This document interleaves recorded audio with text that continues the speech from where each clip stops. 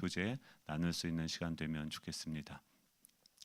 네, 오늘 함께 살펴볼 하나님의 말씀은요, 갈라디아서 2장 20절 말씀이고요.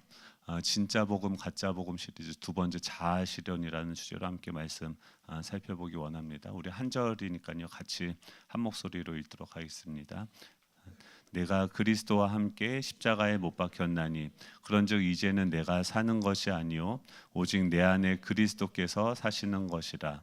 이제 내가 육체 가운데 사는 것은 나를 사랑하사 나를 위하여 자기 자신을 버리신 하나님의 아들을 믿는 믿음 안에서 사는 것이라. 아멘. 우리 좌우에 계신 분들과 이렇게 인사하면 좋겠습니다. 당신 안에 주님이 살아계십니다.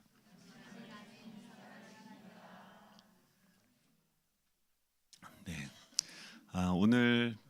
오늘날 많은 사람들이 이 자아 실현을 인생의 최고 목표로 삼고 살아가고 있습니다. 이 자신의 그 숨겨진 그 잠재력들을 개발하고 이상적인 자아를 실현하려고 하는 그 열망이 그 어느 때보다도 뜨거운 시대를 우리는 살고 있죠. 이 세상이 제시하는 그 자아 실현의 어떤 기준들이 있어요. 그것을 위해서 사람들이 뭐 직장을 다니기도 하고 여행을 가기도 하고 여러 가지 것들 도전하게 되는데, 그것이 정말 우리를 진정한 행복으로 인도할 수 있는지 한번 살펴보기를 원합니다. 이 자아 실현이라고 하는 이 개념을 대중화한 이론이 있는데, 그것이 바로 아브라함 매슬로우의 욕구 위계 이론입니다. 그래서 그 전까지만 하더라도 이 인간의 욕구가 그렇게 주목받지 못했었습니다. 그런데 지금 이 매슬로우의 욕구 위계 이론을 통해서 인간에게는 기본적인 욕구들이 있다. 그래서 그 욕구 단계가 있는데, 가장 기본적인 욕구는 생리적인 욕구. 그래서 뭐 생존의 필수적인 요소들에 대한 욕구이죠. 음식, 물, 공기, 수면 등. 그래서 의식주가 해결이 되고 안정적인 수입과 기본적인 생활 환경 확보에 주력해야 된다. 그래서 가장 기본적인 그 욕구를 충족해야지 그 다음 욕구를 우리는 추구하게 되어진다는 것이 이론인데요. 그 다음 욕구가 안전 욕구입니다. 그래서 신체적, 정서적인 안정과 보호에 대한 욕구로, 그래서 안전한 주거 환경, 또 고용 안정성을 추구하게 되고 저축, 보험, 연금 등 미래를 대비하고자 하는 그런 욕망들이 있죠. 그러니까 이제 등 따시고 배부르면 이제 집 살려고 하는 거고, 미래를 위한 투자가 일어난다고 하는 거죠. 그 다음에 그것까지 어느 정도 이제 연금도 되고 좀 이제 됐다 싶으면은 그 다음에 뭐 합니까? 사회적인 욕구 단계죠. 그래서 세상의 어떤 동아리나 어떤 활동들, 이제 동창회도 예전에는 안 나가다가 이제 동창회도 나가고 하면서 그 애정과 소속감, 다른 사람들과의 관계에서부터 채워지는 어떤 것들을 추구하게 되어지는 것이죠. 그 다음은 존경 욕구라고 해서 어떤 사람, 그래서 이제 뭐 하다 보면 정치 나가시는 분들도 있고 유명해지기 위해서 뭔가 책을 쓰거나 뭐 여러 가지 것들이 나오죠. 마지막이 뭐냐면 자아 실현 욕구다. 그래서 가장 높은 수준의 욕구로서 자신의 잠재력을 최대한 발휘하고 이상적인 그 자아상을 실현하고자 하는 그런 욕구.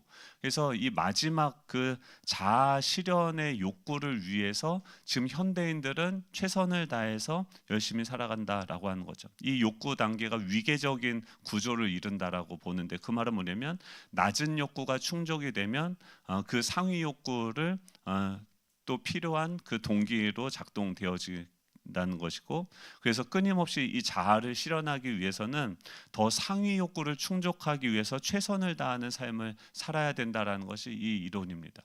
이게 이제 교육학이라든지 뭐 상담학, 심리학 모든 이론에서 지금 가장 기본적인 단계로 지금 배우고 있는 그런 이론입니다. 그래서 이 이론이 주는 건 뭐냐면, 우리 인간 안에 그런 욕구가 있고 그 욕구가 다양하고 우리가 그 욕구를 관심을 갖고 이해하는 것이 필요하다라고 하는 거죠. 그런데 질문을 해볼 수 있는 것은 뭐냐면, 이 욕구가 충족이 된다고 해서 우리는 정말 행복한 것인가?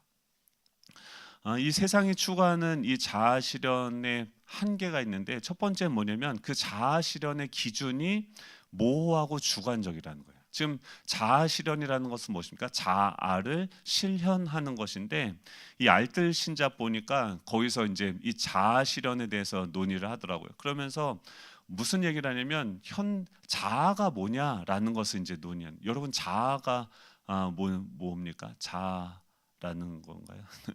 자아. 그래서 어떤 분이 뭐라고 얘기하면 거기는 이제 알뜰 신잡이라고 하는 것은 뭐냐면 각 분야의 전문가들이 나와서 우리가 알고 있는 뻔한 그런 주제들을 가지고서 좀 더 심도 있게 물리학적인 관점에서 또 인문학적인 관점에서 다양한 관점에서 보는데, 한 분이 뭐라고 얘기하면 이 자아라는 것 자체가 어쩌면 허상인지 모른다.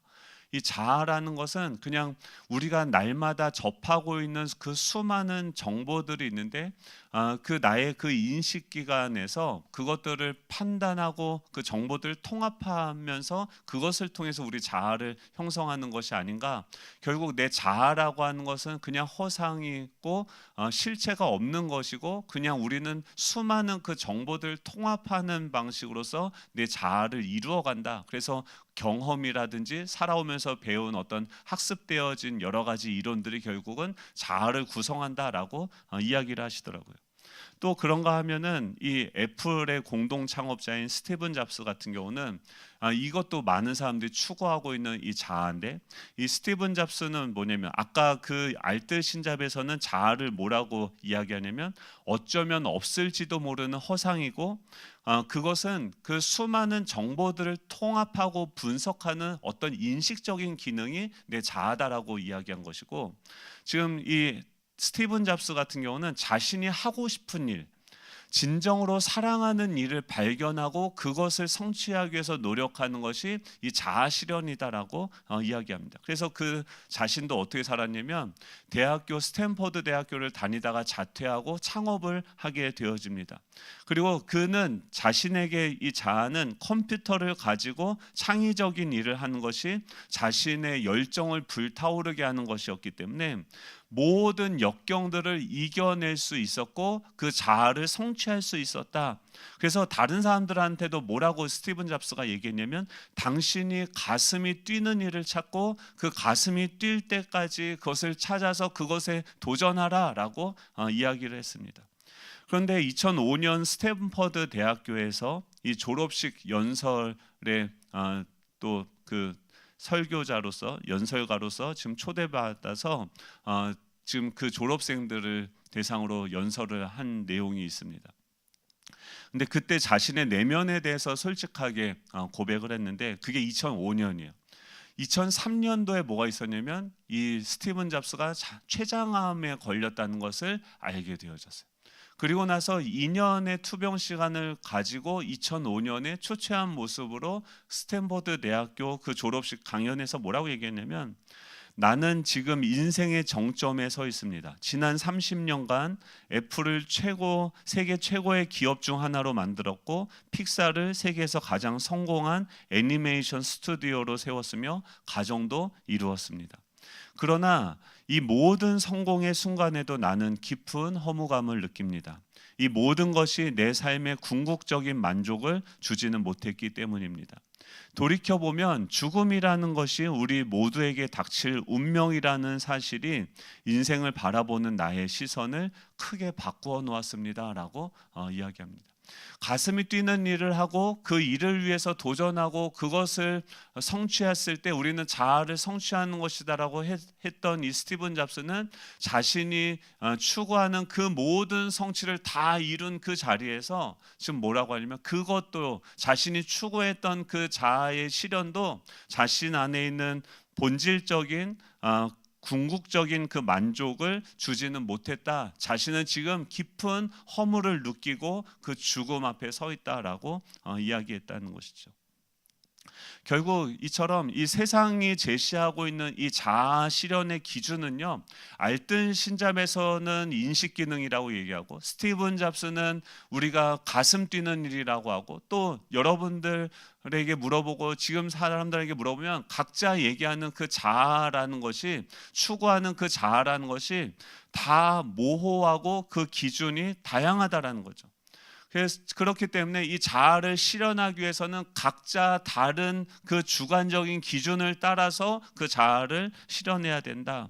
자아 실현의 기준은 사람마다 제각각 도대체 무엇을 위해서 사는 것인지 우리는 혼란스러울 수밖에 없다라고 하는 것이죠. 또 이 세상이 주는 자아 실현의 한계 두 번째는 무엇이냐면 자아 실현은 개인주의와 자기중심성을 조장한다라고 하는 것입니다.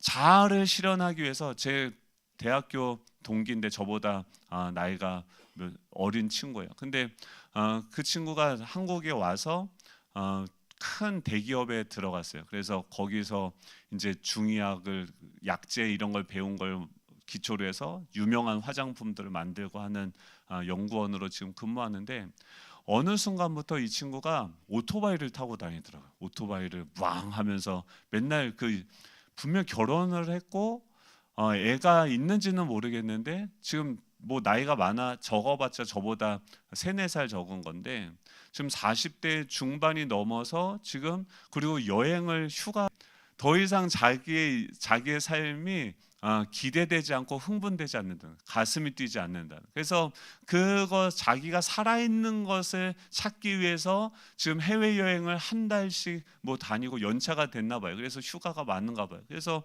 그걸 다니고 또 오토바이를 타고 출퇴근을 하고 이런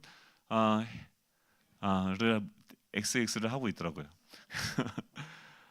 결국은 지금 그가 자아를 추구하는 그 시간에 아내와 자녀들이 있는데 지금 가장으로서의 또 해야 되는 어떤 책임과 역할들이 있고 또 남편으로서 해야 되는 수많은 것들이 있는데 지금 그것을 뒤로 내팽개쳐 놓고 가족은 지금 뭐라든 말든 지금 부모님은 쇠가 빠지든 말든 자신이 하고 싶은 일을 하기 위해서 자신을 위한 자신의 의한 그런 나라를 위해서 애를 쓰고 있는 것이 세상이 얘기하는 이 자아 실현이라고 하는 허상일 수 있다라고 하는 것이죠.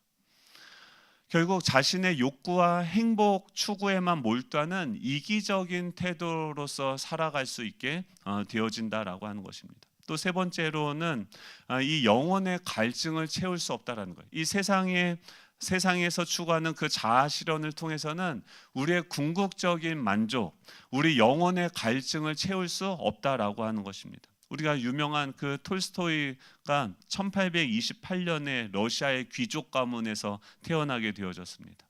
어린 시절에 부모를 여의게 되어졌고 친척들에 의해서 양육되어졌지만 워낙 집안이 부자였기 때문에 재산과 가문의 특권 속에서 부족함이 없이 자랐습니다. 이 톨스토이는 카잔 대학교에 입학했지만 이 공부보다는 도박과 방탕에 빠져서 학업을 중단하고 맙니다. 이후에 군복무를 거쳐서 문학의 길에 들어섰는데 30대 중반쯤 돼서 이 전쟁과 평화, 안나 카네리라를 발표하면서 이 세계적인 명성을 얻게 되어졌습니다. 어떻게 보면은 이 가난한 환경에 부모님이 비록 여의였지만 그 빈자리들을 다양한 것들로 지금 채웠고 결국 궁극적으로는 세계적인 명성을 얻게 되어졌습니다. 30대 중반에 그걸 다 이룬 거예요. 그런데 50대 중반이 돼서 절정의 그 영광 속에서 톨스토이는 깊은 공허함에 빠지게 되고 1879년 8월에 톨스토이는 아내 소피아에게 이런 편지를 썼다고 합니다. 나는 내 삶에서 아무런 의미도 찾지 못하겠소. 안나 카레니라를 완성한 지금 나는 갈피를 잡지 못하고 방황하고 있어. 내가 이룬 모든 것이 허망하게만 느껴져. 도대체 이 모든 것이 무슨 의미가 있단 말이오? 라고 하면서 이 절망에 빠진 톨스토이는 심지어 자살 충동에 사로잡히기도 했고 그래서 당대 저명한 그 사상가들을 만나서 대화를 통해서 그들의 철학과 이론들을 배우고자 애를 쓰는 시간들을 가졌는데 결국은 그 톨스토이의 실존적인 그 갈증을 해소해주지 못했다라고 합니다. 그런데 이 톨스토이가 어느 날 이 길을 가다가 그 논에서 일하고 있는 그 소박한 농민들과 대화를 나누면서 깨달음을 얻게 되어집니다. 농민들은 이 가난한 삶에도 불구하고 감사함으로 살아가고 있어. 그들에게는 내가 잃어버린 무언가, 바로 하나님을 향한 순수한 믿음이 있었어. 나는 그들의 모습에서 인생의 의미와 목적이 무엇인지를 깨닫게 되었어라고 톨스토이 평전에 보면 그가 고백했던 내용들이 나와 있습니다. 이 톨스토이는요, 이후로 삶의 방식을 완전히 바꾸어서 가진 재산들을 농민들에게 나눠주고자 했고, 화려한 귀족의 옷 대신 수수한 농민의 옷을 입기 시작했고, 그의 서재에는 늘 성경이 펼쳐져 있었고, 아내 소피아는 이 남편의 변화를 받아두지 못해서 갈등을 빚기는 했지만, 이 새로운 신념을 문학으로 승화시킨 것이 바로 사람은 무엇으로 사는가, 이반 일리치의 죽음, 부활이라고 하는 이 이전에 추구했던 그 물질적인 가치를 넘어선 영적인 깨달음을 이 문학 작품으로 탄생하게 되어진 계기가 된 거죠. 결국 이 스티븐 잡스와 톨스토이의 고백이 보여주듯이 지금 이 세상이 추구하고 있는 그 자아 실현의 한계는 무엇입니까? 그들의 성공과 그 세상이 추구하는 그 자아를 실현해서 성공과 그 엄청난 업적을 나눴다 할지라도 우리 인간 안에는 채울 수 없는 내면의 공허함이 있다라는 것을 지금 이야기하고 있는 거죠. 그렇다고 하면 그 내 안에 있는 그 공허함을 채우기 위해서 성경은 무엇을 어떻게 해야지 그 내 안에 있는 그 내면 근본적인 공허함을 채울 수 있다라고 말하는가? 어떻게 하면 참된 자아 실현할 수 있다라고 성경은 말하는가? 성경은요, 정확한 기준을 우리에게 제시하고 있습니다. 각자 사람에 따라서 다른 기준이 아니라 명확한 기준이요. 첫 번째는 뭐였냐면 하나님의 형상으로 지음받은 존재로서 정체성을 인식해야 된다는 거예요. 우리는 어떻게 지음을 받았냐면 물질적인 존재이고 또 관계적인 존재이기 전에 무엇이냐면 우리의 모델이 뭐냐면 하나님이 자기의 형상, 곧 하나님의 형상대로 사람을 창조하실 때 남자와 여자로 창조하셨다라고 이야기합니다. 지금 이 우리 안에 하나님의 형상으로 지음받았다고 하는 것은 무엇이냐면 하나님, 지금 살아계신 그 하나님과의 관계성 속에서 우리는 살아있음을 느끼는 존재로 지금 지음받았다라고 하는 것이죠. 그래서 아무리 물질적인 부를 추구하고 그것을 쌓아놓는다 할지라도 그 물질이 내 안에 있는 공허함을 다 채울 수 없고, 아무리 이 기본적인 욕구 아닙니까? 의식주에 대한 욕구가 다 채워져도 그게 내 안에 채워질 수 없고, 그 다음에 그것이 채워지면 뭘 찾습니까? 사람들을 만나기 시작하고 사람들에게 인정받고 세상적으로 유명한 사람들이 되기 위해서 노력하는데 그 사람으로도 우리 안에는 채워질 수 없는 커다란 구멍이 있다라고 하는 것이죠.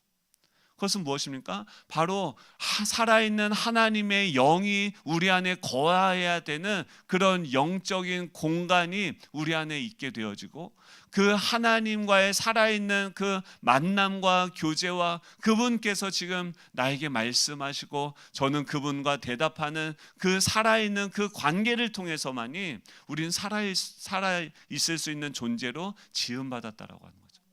마치 물고기가 그 물을 떠나서 살 수 없는 것처럼, 이 나무가 뿌리가 잘라진 채로는 살아갈 수 없는 것처럼 우리는 생겨먹은 것 자체가 하나님과의 살아있는 그 관계 속에서만 살아있음을 느낄 수 있는 존재로 창조되어졌다라고 하는 거예요.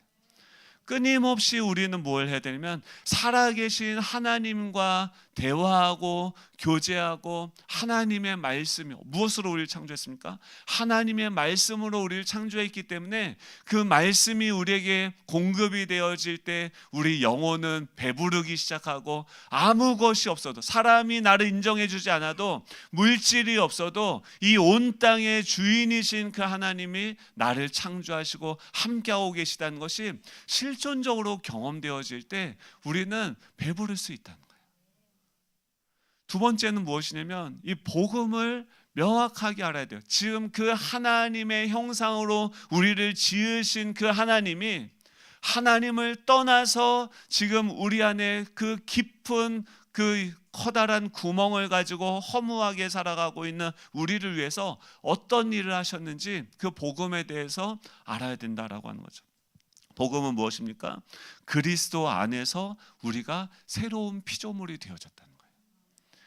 지금 이 갈라디아서에서 계속 얘기하는 게 너희들이 열심히 신앙생활하고 열심히 뭔가를 하고 누군가를 열심히 섬기고 뭔가를 해야지 너희들이 더 나은 그리스도인이 될 수 있다라고 이야기하는데, 사도 바울이 지금 펄쩍 뛰면서 화를 내면서 그건 다른 복음이다라고 얘기하는 거예요.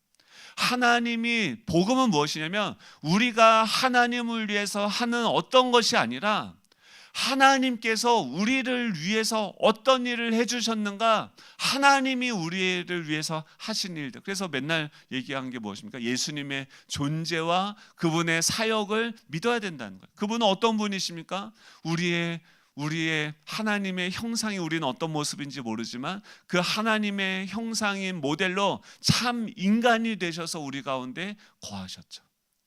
아, 저렇게 살면 되는구나. 아, 저렇게 사람들을 대하면 되는구나. 아, 저렇게 하루 일과를 보내면 되는구나.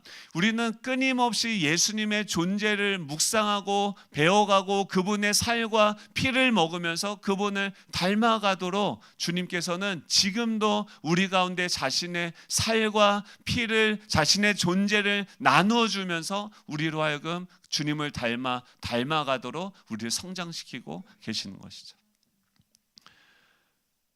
그리고 어떤 일을 하셨습니까? 그분께서 우리를 위해서 그분이 복음의 핵심을 십자가의 죽으심과 부활하십니다. 그분과 연합돼서 옛사람인 우리는 완전히 폐기 처분, 죽었고 이제 그분 안에서 새 것으로 다시 태어났다는 거예요. 예전에 그냥 뿌리가 잘려진 채로 버려져 있던 우리를 주님께서 은혜로 말미암아 우리를 구원하셔서 자신의 참 포도나무이신 예수 그리스도에 접붙여서 그분의 존재로 살아가는 새로운 피조물이 되어졌다고 하는 것이죠. 그것은요, 이미 우리 안에 이루어진 사실이기 때문에 우리는 무엇입니까? 그것을 우리의 행위와 노력으로 성취해가는 것이 아니라, 우리의 열심으로 그것을 이루어가는 것이 아니라 그것을 믿는 믿음으로 말미암아서 우리가 누리게 되어지는 거죠. 그것은 이미 주님께서 다 이루신 사실이에요. 우리는 그 주님을 붙들므로 그분 안에서 공급되어지는 그 생명과 능력으로 살아갈 수 있는 존재가 이미 되어졌습니다. 새로운 피조물이 되어졌고 새로운 전원이 연결되어졌고 새로운 프로그램들이 깔려 있어서 우리가 그것을 켜고 클릭하고 그 주님과 교제하면 그 안에 있는 모든 기능들이 살아가도록 이미 우리 안에 성령님을 부어주셨다는 거예요. 모든 것이 이미 우리 가운데 주어져 있다는 거예요. 여러분, 스마트폰 사도요, 이미 깔려져 있는 그 어플들을요, 여러분들이 클릭하셔서 승인을 하셔야 돼요. 내가 이것을 사용하겠다고 승인을 하셔야 돼요. 그리고 그것을 활용하는 방법들을 배우셔야 돼요. 하면은 그것은 작동되어지기 시작합니다. 이번 주 수요일에 성령에 대해서 함께 나누는데 깨알 홍보를 하는 거죠. 네. 또 마지막 세 번째는 뭐냐면 복음의 혜택이 무엇인지, 예수님을 믿음으로 우리에게 주어진 혜택이 무엇인지 명확하게 알아야 된다는 거예요. 예전에는 왜 허무했냐면 이 허무한 것에 굴복하고 허무한 것에 종노릇하면서 살아갔기 때문에 우리 삶이 허무했다는 거예요. 실체가 없는데 지금도 자아를 실현하라고 하는데 자아가 뭔지도 모르는데 그 뭔지도 모르는 것을 위해서 열심히 애쓰니까 그것을 위해서 내 시간과 모든 것을 다 투자하는데 아무런 열매도 없어지는 것이죠. 왜요? 어디 투자해야 되고 무엇을 해야 되는지도 모르는데 그럼 그것이 어떤 열매로 나타나는지도 알지 못합니다. 또 잘못된 것을 추구하고 붙잡느라 지금 스티븐 잡스는 평생을 다 투자했는데 결국은 뭐예요? 깊은 허무감을 느끼죠. 왜요? 죽음이 와서 보니까 지금까지 내가 붙잡으려고 했던 것들은 다 안개와 같고 정말 아무것도 남는 것이 아니구나라는 것을 그는 깨닫고 허무감에 빠지게 되는 거죠. 근데 복음은 무엇입니까? 우리에게 진리가 무엇인지를 알게 해주셨죠. 이 복음의 능력으로 우리는 이 죄와 허무에서 해방되어서 자유롭게 되어졌습니다. 이제는 우리는 명확하게 예수님이 우리의 길이고 진리고 생명이다라는 것을 인지하고 그 주님을 추구하며 따르는 것이 우리의 진정한 자아 추구고 실현이다라는 것을 너무나도 명확하게 알기 때문에 우리의 성공과 실패하는 그 순간에도 그것을 통해서 우리는 자아를 실현합니다. 우리의 실패를 통해서, 넘어짐을 통해서 예수님이 그런 이 연약한 나와 주님이 함께하고 계시고 그것을 통해서도 나에게 가르쳐 주시는 거죠. 또 복음의 능력으로 우리는 어떡합니까? 하나님과 화목되어져서 이 성령의 도우심으로 성화에 이르게 되어지는 거죠. 지금 하나님께서 지금 이곳에 계세요. 아버지가 계세요. 모든 만물의 주인님 그분이 계세요. 그렇죠. 모나리자가 왜 모나리자인지 아십니까? 모자라니까 모나리자. 모나리자가 왜 그렇게 명화가 되었을까? 여러분, 만약에 모나리자의 눈썹이 있었으면 어땠을까요? 그렇게 유명해지지 않았을 겁니다. 왜 그 화가가 눈썹을 안 그렸을까? 저는 여기 엄청난 노림수가 있다고 생각합니다. 그의 부족함을 통해서 사람들은 그 그림을 통해서 뭔가 의미하는, 우리 자화상 아닙니까? 우리 안에 어떤 연약함이 있고 부족함이 있는데 그것 자체가 너무나도 아름다운 작품인 거죠. 하나님은 우리를 완벽한 슈퍼맨으로, 하나님으로, 신으로 우리를 창조하지 아니하시고 나약한 어린 양과 같은 그런 인간, 모자란 인간으로 만드셨어요. 그래서 남자와 여자를 창조하시고 서로를 돕고 돌보며 함께 사랑하며 어떻게 예수님을 증거할 수 있을까? 어떻게 하면 전도가 될까요? 간단하더라고요. 우리가 서로 사랑하면 이로써 너희가 내 제자인 줄 알리라. 여러분, 우리 교회가 전도를 할 수 있길 축복합니다. 정말 이 지역에 있는 사람들에게 정말 살아있는 복음을 증거할 수 있길 축복합니다. 그래서 어떻게 이걸 전도를 할 수 있을까 고민해봤는데 예수님은 아주 쉽게 얘기하시더라고요. 너희가 서로 사랑하면 이로써 우리가 제자인 줄을 알 것이라는 거예요. 여러분, 사랑 없는 전도가 아니라 정말 사랑하게 되어지면 전하게 되어지고 또 그들도 진짜가 무엇인지를 보게 되어진다라고 하는 것이죠. 이 복음의 결과가 또 무엇입니까? 이 하나님과 화목하게 되어져서 그 하나님께 마음껏 우리가 나아갈 수 있는 거죠. 우리 아이들이 맨날 월요일만 되면 아빠 용돈, 일주일에 카톡이 한 번 와요. 언제 오면 아빠 용돈, 아버지 그날입니다. 네. 네. 그 아버지와의 그 화평한 관계 속에서 마음껏 나아가서 지들이 뭔가 저를 위해서 해준 건 없어요. 근데 그냥 조건 없이 우리에게 마음껏 요구할 수 있는 그 뻔뻔함은 어디서 나오는 겁니까? 여러분, 자녀됨의 권세에서 나오는 거죠. 근데 그것을 받았을 때 그들에게 이 엄마한테도 보내도 되는데 카톡을 저한테 보내죠. 그래서 그걸 보낼 때 아버지의 마음은 어떻습니까? 이걸 해줄 수 있는 게 기쁘죠. 없으면 통장 여기저기 끌어다가 다 모아서 보내주죠. 그게 하나님의 기쁨인 거죠.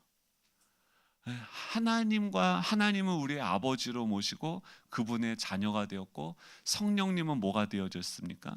에베소 1장 13절 14절에 보면 한번 읽어볼까요? 그 안에서 너희도 진리의 말씀 너희의 구원의 복음을 듣고 그 안에서 또한 믿어 약속의 성령으로 인침을 받았으니, 성령이 우리 안에 있다는 것은 이미 그 말씀 구원의 복음을 듣고 그 안에서 우리가 믿게 되어져서 약속의 성령으로 하나님의 인감도장이 꽉 찍혔다는 거예요. 그래서 그 성령이 뭐가 되면 우리 기업의 보증이 되신다라고 하는 거예요. 하나님이 우리 내 안에 계신 성령님이 하나님과의 그 화평함의 관계에서 보증이 되어주셔서 자연적인 패스워드가 입력이 되어지고 성령님을 통해서 하나님은 그 안에 있는 모든 부유한 것들을 우리에게 공급해 주시기를 원하신다라고 하는 것이죠. 그 얻으신 것을 속량하시고 그의 영광을 찬송하게 하는 거죠. 하나님이 나를 이렇게 창조하셨군요. 하나님이 이런 것들을 우리에게 공급하시는군요. 그분이 주시는 모든 것, 하나님은 자신의 영광, 그 부요함을 우리로 하여금 알게 하시며 그것을 찬양하게 하시며 그것으로 인해서 기뻐하시는 주님이시죠. 그 주님이 기뻐하는데 내 안에서도 기쁨이 넘치고 내 영혼이 만족되어지고 충만해져서 콸콸콸콸 그 생수의 강처럼 흘러가 이 기쁨이 다른 사람들에게까지도 전파되어지는 거죠. 톨스토이가 만났던 그 농부들처럼요. 갔는데 나보다도 다 부족하고 아무것도 없는 것 같은데 내가 가질 수 없는 그 기쁨을 그들이 가지고 있는 것을 보게 되어지는 거죠. 그리스도와의 연합에서 참된 자아 실현은 무엇입니까? 결국 오늘 말씀이죠. 갈라디아서 2장 20절 같이 읽어볼까요? 시작. 내가 그리스도와 함께 십자가에 못 박혔나니 그런즉 이제는 내가 사는 것이 아니요 오직 내 안에 그리스도께서 사시는 것이라. 이제는 내가 육체 가운데 사는 것은 나를 사랑하사 나를 위하여 자기 자신을 버리신 하나님의 아들을 믿는 믿음 안에서 사는 것이라. 아멘. 이제는 우리가 어떻게 됐습니까? 그리스도와 함께 십자가에 못 박혀 죽었어요. 여러분, 더 이상 우리 자아를요 실현하기 위해서 세상이 말하는 그런 기준에서 자아를 실현하기 위해서 애쓸 필요가 없습니다. 여러분, 예수 그리스도 안에서 우리 자아가 새로운 피조물로 이미 이루어진 사실을 믿으시기 바랍니다. 여러분, 성령님은 뭘 말씀하시냐면 계속해서 내 안에 이미 새 것으로 주어진 새로운 피조물이 어떤 것인지 그것을 운영하고 그것을 누리며 살아갈 수 있도록 성령님이 우리에게 끊임없이 말씀해 주시는 거죠. 제가 얼마 전에 어떤 분 신방하는데 그분이 그러더라고요. 요즘에 보니까 내가 전에 왜 그렇게 살았는지 모르겠대요. 요새는 새벽 기도하고 막 왜 힘든 일이 없겠습니까? 왜 세상 살면서 어려운 일들 없겠습니까? 근데 기도하는데 전에는 막 이게 화날 일이었는데 화날 것 분명히 제가 아는데 내가 화날 것 같은 그 상황인데 내 안에서 주님이 살아계시고 그분의 말씀이 들려지기 시작합니다. 목사님, 이게 성령님의 음성이요? 맞아요. 하산하셔도 됩니다. 여러분, 우리를 창조하신 그 하나님의 말씀이 우리에게 들려질 때 우리의 영혼은 환호를 하게 되어집니다. 우리의 내 안에 있는 그 존재가 막 펼쳐지기 시작합니다. 태초에 하나님이 천지를 창조하시니라 그 말씀이 쫙 온 우주 가운데 펼쳐지며 빛이 있으라고 말씀하신 그 말씀이 그 어둠과 공허와 허물을 덮고 그 빛으로 쫙 펼쳐가신 것처럼 여러분, 지금 이곳에 살아계신 하나님의 말씀이 내 안에서 들려질 때 우리의 영혼 안에 그 말씀이 팍 살아나는 거예요. 아무것도 안 바뀌었고 아무도 모르는데 내 안에 남들이 알지 못하는 그 기쁨이 넘쳐나고 주님을 찬양합니다. 와, 우리 아빠가 천지를 창조하신 하나님의 하나님이시고 나는 그분의 아들이다. 저 사람들이 이것을 모르는구나. 주여, 오늘 하루의 삶을 통해서 아들의 영광을 주님 나타내 주십시오.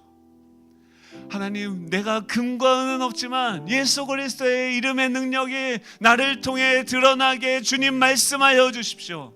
이 삶을 만나는데도 전에는 공허하고 배고파서 어떻게 하면 이 사람이 나를 밥 한 끼 사줄까? 어떻게 하면 이 사람이 나한테 칭찬의 말을 해줄까?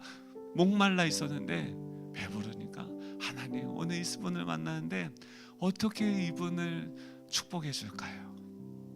주님은 이 사람을 어떻게 보십니까? 나에게 말씀을 주십시오.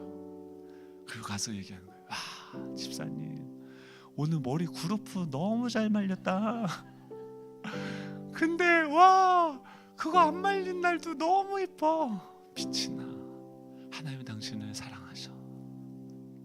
그 말씀이 전파되어지는데, 전염이 되어지는데, 그들도 그들의 어두운 그 심령들 가운데 공급이 되어지기 시작하는